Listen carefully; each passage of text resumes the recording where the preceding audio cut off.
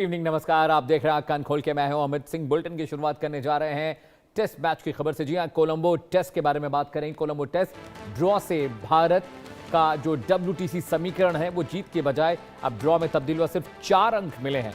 Final की race में अब हर टेस्ट अहम होगा। न्यूजीलैंड दौरा भारत के लिए निर्णायक साबित हुआ है। बाकी 7 टेस्ट में जीत जरूरी है। ड्रॉ ने भारत की मुश्किलें बढ़ा दी हैं। कोलंबो टेस्ट के ड्रॉ नतीजों ने भारतीय टीम के लिए वर्ल्ड टेस्ट चैंपियनशिप के जो इक्वेशंस हैं उनको मुश्किल कर दिया है। श्रीलंका के खिलाफ भारत को WTC फाइनल की रेस में बड़ी बढ़त ये मिल सकती थी, लेकिन मिली नहीं। लेकिन मुकाबला ड्रॉ होने के चलते टीम इंडिया को सिर्फ 4 अंक मिले हैं। अब मौजूदा चक्र में भारत के 7 टेस्ट मुकाबले बाकी हैं और इन सभी मैचों की अहमियत पहले से कहीं ज्यादा बढ़ गई है। तो कोलंबो टेस्ट को लेकर इस वक्त की बड़ी खबर हम बता रहे हैं। सुदीप मेरे सहयोगी ज्यादा जानकारी के साथ जुड़े हैं। सुदीप, फॉलो ऑन खिलाने के बाद भी भारत जीत नहीं पाया। पहला मैच जीते, पहला टेस्ट जीते, उसके बाद इनको लगा कि दूसरा टेस्ट आराम से जीत जाएंगे, फॉलो ऑन का मौका दिया, लेकिन श्रीलंका ने अच्छा प्रदर्शन किया। बिल्कुल, देखिए जिस तरीके से आप देखेंगे तो जो पहला टेस्ट मैच टीम इंडिया जीती थी उसके बाद कहीं न कहीं इनको बहुत ज़्यादा ओवर कॉन्फिडेंस हो गया था। और वो श्रीलंकाई टीम जो पहली पारी में 300 रन नहीं बना पाती है, यानी कि जो टीम इंडिया ने टोटल वहाँ पर दिए थे फॉलो ऑन को खिलवाती है।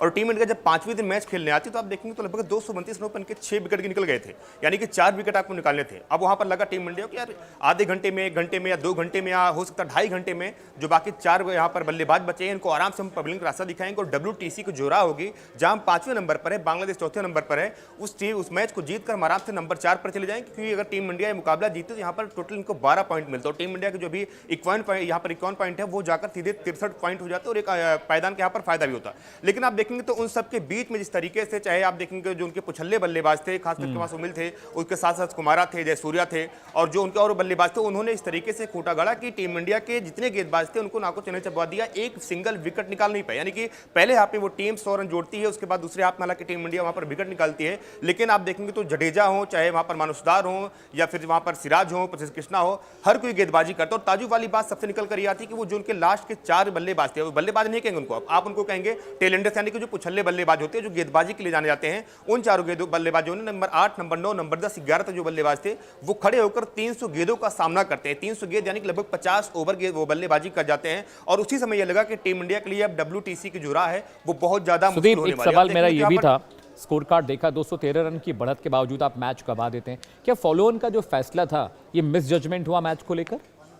बिल्कुल साफ तरीके से आप ये कह सकते हैं, क्योंकि देखिए जिस तरीके से आप कप्तानी को देख लें या मैनेजमेंट को देख लें तो कहीं न कहीं शायद ये बहुत ही घटिया निर्णय था। यहाँ पर टीम इंडिया को उम्मीद ये थी कि हो सकता है यहाँ पर 5वें दिन बारिश हो, हालांकि उन्होंने अपने हिसाब से ही चला था। 5वें दिन अगर बारिश होती तो हो सकता था कि श्रीलंकाई टीम को कम ओवर खेलने मिलते। उन्होंने सोचा कि भाई साहब यहाँ पर 90 ओवर पूरे पड़े, 90 ओवर के अंदर हम आराम से श्रीलंकाई टीम को पूरी तरीके से ऑल आउट कर ले जाएंगे। अगर यही टीम इंडिया वहाँ पर लगभग 50-60 रन बनाती, उसके बाद फॉलो ऑन खिलवाती, तो श्रीलंका के ऊपर एक अलग दबाव होता क्या कि जब आपके पास, आपको पता है कि ये मैच हम केवल ड्रॉ करने के लिए खेल रहे हैं, दूसरी तरफ टीम इंडिया थी जो चाह रही थी हम इस मैच को जीतेंगे, तो कहीं ये मामला जाकर वहीं पर फंसता। और जब आप देखेंगे तो इस तरीके से बल्लेबाजी हो रही थी, जो 133 रन बनाते हैं उनके बल्लेबाज, वहां पर उस समय पूरी तरीके से फील्ड को खोल दी जाती है। बताया जाता आप मारिए, यहां पर शॉट मारिए, और श्रीलंकाई बल्लेबाजों ने वहीं पर वो दिखाया, अपना संयम दिखाया और केवल सिंगल डबल में वो डील करते रहे। और उसी तरीके से आप देखेंगे तो इस मैच को ड्रॉ करा लिया गया। अब हम बात करें यहाँ पर WTC की, तो WTC को आप देखेंगे यहाँ पर 3 समीकरण निकलकर बनते हैं। अब आप देखेंगे तो टीम इंडिया को यहाँ पर अब WTC जो 2025 से 2027 का जो चक्र चलता है, उस चक्र में 7 टेस्ट मैच खेलने, 2 टेस्ट मैच खेलने आपको न्यूजीलैंड में जाकर, जो विदेशी दौर आप करेंगे,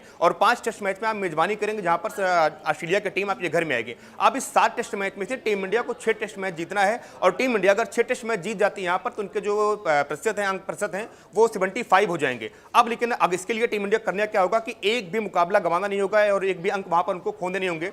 और उसके बाद साथ ही साथ आप देखेंगे फिर जो इनका दूसरा समीकरण ये बनता है कि अगर टीम इंडिया, अगर मान लीजिए कि यहाँ से 2 मुकाबले हार जाती है, ऑस्ट्रेलिया और न्यूजीलैंड को मिलाकर 2 मुकाबले हारते हैं, तब इनका जीत का प्रतिशत जो रहेगा वो जाकर पहुंचेगा सीधे 65 पर। और टीम इंडिया के लिए मेरे हिसाब से ये बहुत बुरा नहीं होगा, क्योंकि इसके पहले जो WTC का चक्कर था। अगर मैच समरी देखे सुदीप, मैच समरी के हिसाब से देखा जाए तो पहला तो कि बॉलर्स से बहुत उम्मीदें थी और बॉलर्स ने अपना काम ठीक से नहीं किया। दूसरा, ये स्ट्रैटेजी भी बहुत, ऐसा लगा नहीं कि टीम इंडिया लय में थी। आप एक स्ट्रैटेजी प्लान करते हैं when you play for a test match, तो कोई स्ट्रैटेजी बहुत वीक थी। जितना कॉन्फिडेंस में टीम थी और जिस तरह से ये प्लेइंग 11 सेलेक्ट किया गया था, एक तो स्ट्रैटेजी बहुत वीक लगी, जज नहीं कर पाए सिचुएशन को।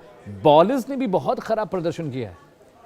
बिल्कुल देखिए, आप जब ये सीरीज शुरू होने वाली थी और जब जसप्रीत बुमराह वहां पर चोट चलते बाहर हुए थे, तभी हम लोगों ने इस पर एक शो किया, तो वहां पर यही डिस्कशन हुआ था कि टीम इंडिया की बल्लेबाजी बहुत शानदार है, लेकिन गेंदबाजी की कहीं न कहीं कमजोर पड़ने वाली है, क्योंकि आप देखेंगे तो स्पिनर में कुलदीप यादव केवल एक मैच में मौका मिलता है। हालांकि मानुष हजारे ने वहां पर अपना काम किया, जडेजा उतनी अच्छी गेंदबाजी शायद नहीं कर पाए, और साथ ही साथ जो उनके साथ और गेंदबाज थे, चाहे प्रसिद्ध कृष्णा हो चाहे मोहम्मद सिराज, जिनको हाथों में एक तेज गेंदबाजी की जो कमान थी, वो उतना गेंदबाजी अच्छी नहीं कर पाते हैं। और श्रीलंका के साथ क्या होता कि जो वहां पर दूसरा टेस्ट मैच खेला गया, उनकी बल्लेबाजी बहुत लाजवाब थी, उनकी गेंदबाजी बड़ी शानदार थी, नो डाउट उन्हें लगभग 500 रन कुटवा दिए। उसके बावजूद भी आप देखेंगे तो उनके जो पिछले बल्लेबाज थे वो आकर खड़े होते हैं, खूंटा गाड़ कर इस कदर खड़े होते हैं कि गेंदबाजों को पसीने आ जाते हैं। कप्तान जो है फैसला लेने में पूरी तरीके से नाकामयाब हो जाते हैं, उनको समझ नहीं आता कि इस गेंदबाज को लगाया जाए, मानुष हजारे लगाया जाए या प्रसिद्ध कृष्णा को लगाया जाए, सायरान जैन को लगाया जाए, या फिर मोहम्मद सिराज या फिर प्रसिद्ध कृष्णा गेंदबाजी दी जाए। लास्ट में आप देखेंगे टीम इंडियन टोटल जो सोनल दिनूशा है, उनकी जितनी तारीफ की जाए कम है मुझे लगता है, इस टेस्ट का जो पूरा माहौल बना।